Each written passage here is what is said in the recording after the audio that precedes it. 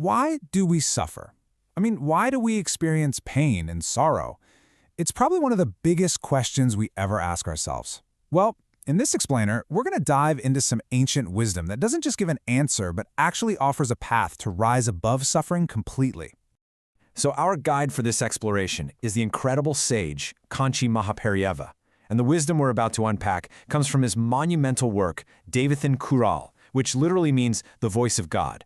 It's this massive 7-volume collection of his teachings, all carefully compiled so his insights could be shared for generations.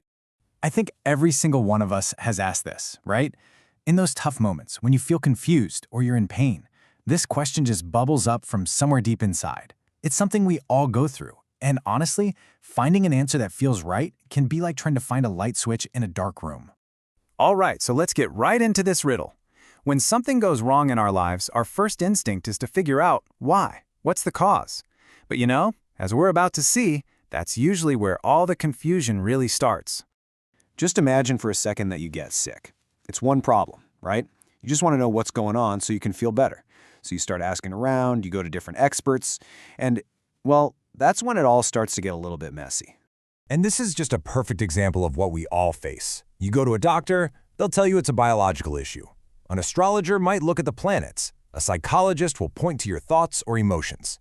Then you've got a spiritual healer talking about divine energy, and a philosopher who might say it's all because of things you've done in the past. So, who's right? You're left with this storm of different answers for just one problem. Well, this is where the teachings of Mahaperiyava bring in this powerful, unifying idea that connects all those different explanations, and that idea is the law of karma. It's not just another cause on the list, it's presented as the one, single, root cause underneath everything else. Now, here's the most important thing to get about karma. It's not about being punished, not at all. It's way more like a law of nature, kind of like gravity, but for our actions and intentions. Every single thing we do creates a ripple, a result. So the happiness or the challenges we're facing today, they're simply the effects of causes we set in motion a long time ago, maybe in this life, maybe in a past one. This quote really hits the nail on the head. Nothing is random. The universe, from this perspective, is perfectly balanced. It's all cause and effect. So things like the planets, our mental state, even a physical illness, they aren't the real cause. They're just the different ways, the different channels through which our past karma is delivered to us. Okay, so if karma is the cause, then what in the world is the solution? It's not as simple as just trying to do more good things. The real solution, the ultimate one, is to completely transform our awareness and become what the sage calls a yogi, someone who is just unshakable no matter what life throws at them. To really understand this, the sage uses this beautiful analogy.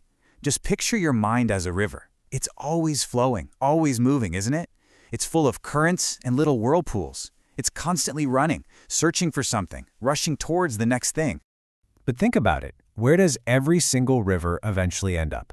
It keeps on flowing and flowing until it finally merges back into its source, the huge, quiet, and incredibly calm ocean. And as soon as the river meets the ocean, its restless journey is just over. It becomes one with that deep stillness. And that's it. That's the yogi's mind. It's like that river that finally found its way home to the ocean. By turning inward and reconnecting with its own divine source, the mind just stops all that frantic searching. All the worry, the agitation, the hunt for happiness out there, it all just dissolves into this incredible, permanent inner peace.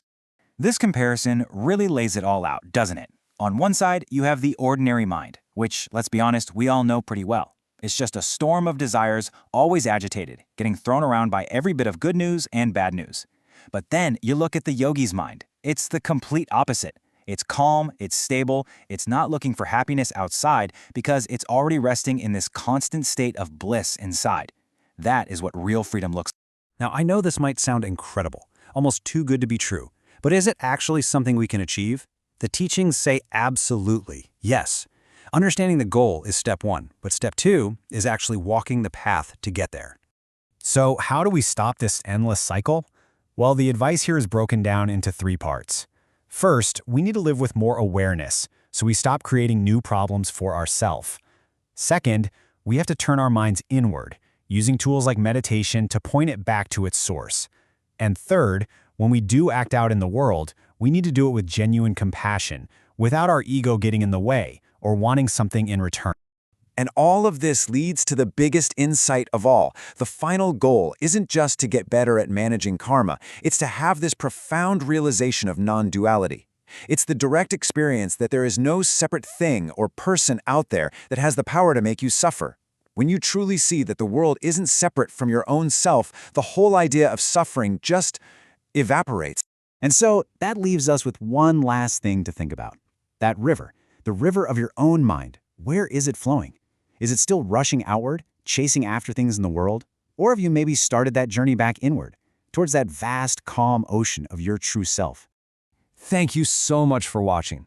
Here at Gyan Kosh, we are a multilingual channel where we love sharing this kind of spiritual wisdom in English, Hindi, Marathi, and Tamil. And we've got more languages on the way. Our whole goal is to bring you these timeless treasures of Sanatana Dharma in a way that's simple, clear, and really meaningful. On our channel, you're going to find daily videos on the Srimad Bhagavatam, the Bhagavad Gita, the Mahabharata, Lalita Sahasranam, Devathan Choral, and the Saints of Maharashtra. And remember, it's all available in multiple languages for you to enjoy. If you found this valuable, please go ahead and subscribe to Gyan Kosh. That way, you'll get notified every time we post a new video. And of course, don't forget to like, share, and help spread this divine knowledge with your family, your friends, and your community. Let's work together to keep the light of Sanatana Dharma shining bright.